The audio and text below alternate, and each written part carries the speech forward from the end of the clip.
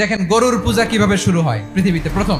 বনি ইসরায়েলের এক দুষ্ট লোক ছিল, নাম সামিরি। সে সবাইরে বলল তোমাদের স্বর্ণগুলো ফালাও। স্বর্ণগুলো ফেললো, বনি ইসরায়েলের স্বর্ণগুলোকে গলিয়ে গরুর বাচ্চা বানালো, গোবৎস।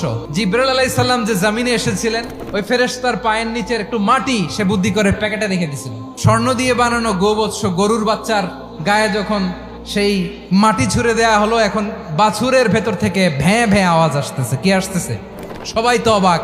সামিরি বলে, আরে তোমরা যে 70 জন দিয়ে মুসা আলাইহিস সালাম রে পাঠাইছো ওইদিকে, এত ঘুরতেছে, আল্লাহরে খুঁজে পায় না, আল্লাহ তো এটার ভিতরে ঢুকছে। নাউজুবিল্লাহ, এটার ভিতরে সেজদা দাও। এই সেজদা দিয়ে গেল। হারুন আলাইহিস সালাম তাদেরকে বুঝালেন, শিরক করো না, আল্লাহরে ভয় করো। শুধু এতটুকুই তিনি বুঝালেন, দাওয়াতি কাজ পালন করলেন, কিন্তু প্রতিরোধ করেন নাই।